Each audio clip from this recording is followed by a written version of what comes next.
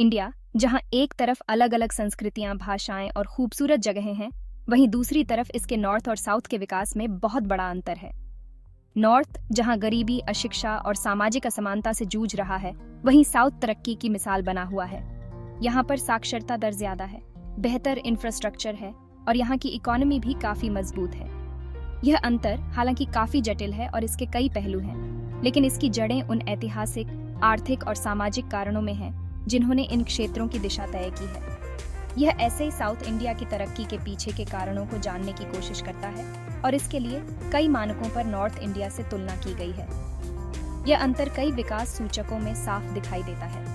South Indian states north Indian states से साक्षरता दर, स्वास्थ्य सेवाओं तक पहुंच और प्रति व्यक्ति आय में लगातार आगे रहे हैं। साउथ में एक मजबूत इंडस्ट्रियल सेक्टर भी है जो काफी ज्यादा विदेशी निवेश आकर्षित करता है और इंडिया की आर्थिक वृद्धि में काफी योगदान देता है।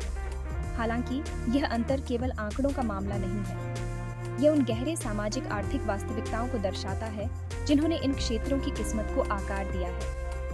इस विभाजन को समझना न केवल इंडिया की विकासात्मक चुनौतियों को समझने के लिए जरूरी है, बल्कि इस अंतर को कम करने और समान विकास सुनिश्चित करने के लिए प्रभावी नीतियां बनाने के लिए भी जरूरी है।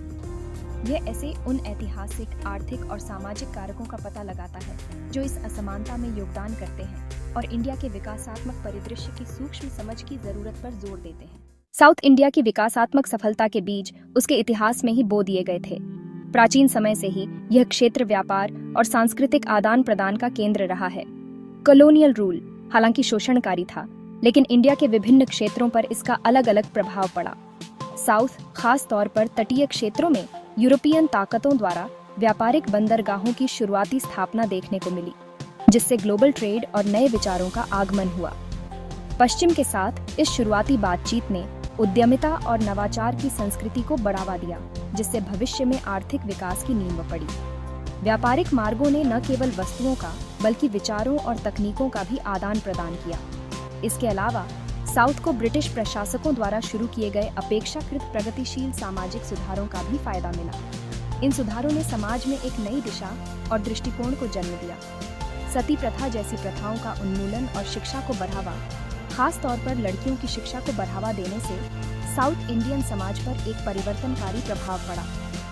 शिक्षा पर यह जोर और सीखने की मौजूदा मजबूत परंपरा ने एक अधिक साक्षर और कुशल कार्यबल तैयार किया, जो बदलते आर्थिक परिदृश्य के अनुकूल होने के लिए बेहतर ढंग से तैयार था। इसके विपरीत नॉर्थ इंडिया, खास तौर पर विशाल गंगा के मैदानी इलाकों को कॉलोनियल शोषण का खामियाजा भुगतना पड़ा। यहाँ के संसाधनों का अत्यधिक दोहन किया गया। अंग्रेजों ने इस क्षेत्र से संसाधनों को निकालने पर ध्यान केंद्रित किया, इसके विकास की उपेक्षा की और सामंती ढांचों को कायम रखा। इसने क्षेत्र की प्रगति को बाधित किया। इस शोषण और महत्वपूर्ण सामाजिक सुधारों की अनुपस्थिति ने प्रगति में बाधा डाली और यह क्षेत्र अपने साउथ काउंटरपार्ट से पिछड़ गया। यह ऐतिहासिक विरासत आज भी नॉर्थ और साउथ इंडिया के विकास के रास्तों को प्रभावित करती है। साउथ ने जहां अपने शुरुआती फायदों का फायदा उठाया, वहीं नॉर्थ अपने अतीत की बेड़ियों को तोड़ने के लिए संघर्ष कर रहा है। यह संघर्ष आज भी जारी है। इस ऐतिहासिक संदर्भ को समझना विकासात्मक विभाजन की गहरी जड़ों को समझने और इस अंतर को पाटने के लिए प्रभावी नीतियां बनाने के लिए महत्वपूर्ण है। साउथ इंडिया मजबूत औद्योगिक विकास और समृद्ध सेवा क्षेत्र द्वारा संचालित अपने विविध और गतिशील आर्थिक परिदृश्य के लिए जाना जाता है। इंडिया के भीतर एक महत्वपूर्ण आर्थिक शक्ति के रूप में उभरा है, जो अपने व्यापारिक और औद्योगिक केंद्रों के लिए प्रसिद्ध है। इस क्षेत्र ने काफी ज्यादा विदेशी निवेश को सफलतापूर्वक आकर्षित किया है, जिससे इसकी आर्थिक स्थिति और भी मजबूत हुई है।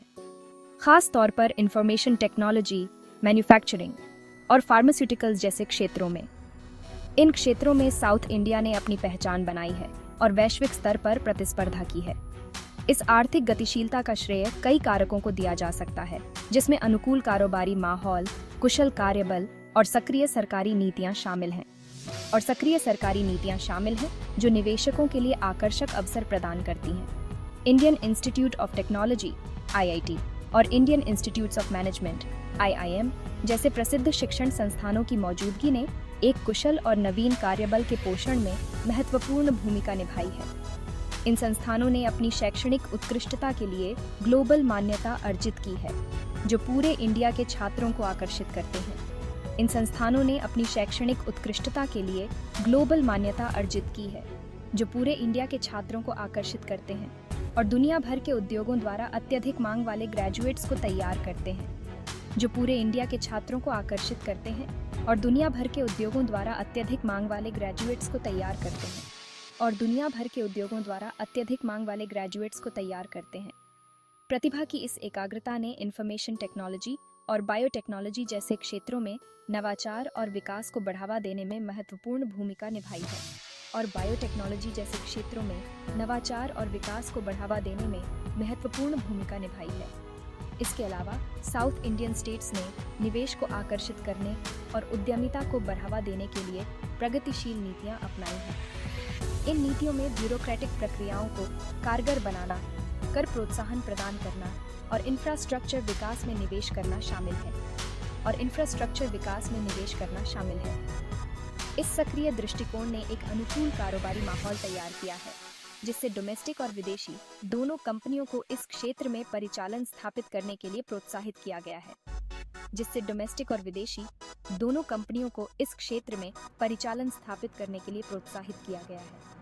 दक्षिणी आर्थिक मॉडल की सफलता क्षेत्र की प्रभावशाली आर्थिक विकास दर में स्पष्ट है, जो लगातार राष्ट्रीय औसत को पीछे छोड़ रही है। इस विकास ने कई लोगों के जीवन स्तर में सुधार किया है, बढ़ती आय, स्वास्थ्य सेवाओं तक बेहतर पहुंच और शिक्षा और रोजगार के बढ़ते अवसर प्रदान किए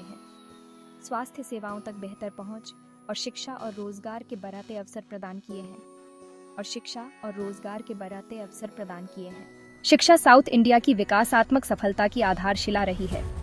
यहाँ की शिक्षा प्रणाली ने न केवल छात्रों को ज्ञान प्रदान किया है, बल्कि उन्हें जीवन के विभिन्न पहलुओं के लिए तैयार भी किया है।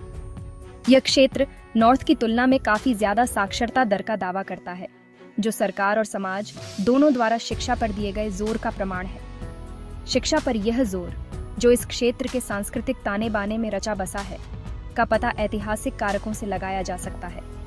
प्राचीन काल से ही यहाँ शिक्षा को महत्वपूर्ण माना गया है और इसने इसके सामाजिक आर्थिक परिदृश्य को आकार देने में महत्वपूर्ण भूमिका निभाई है।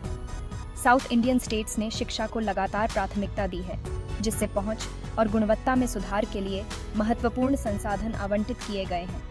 ये प्रतिबद्धता प्राइमरी से लेकर टर्शरी तक शिक्षा के सभी स्तरों पर उच्च नामांकन दर में स्पष्ट है।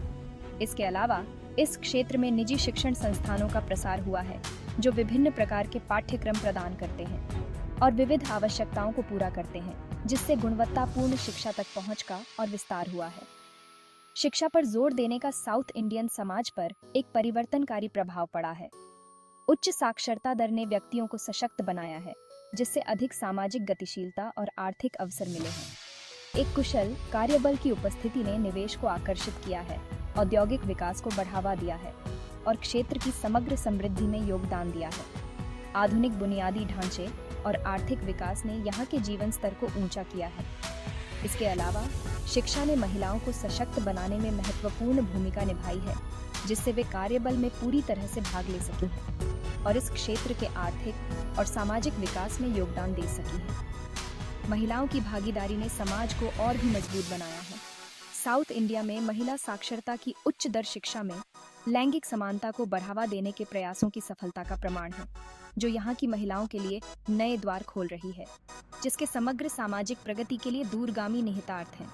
यह क्षेत्र अब एक उज्जवल भविष्य की ओर जा रहा है, जहाँ शिक्षा ही सफलता की कुंजी है।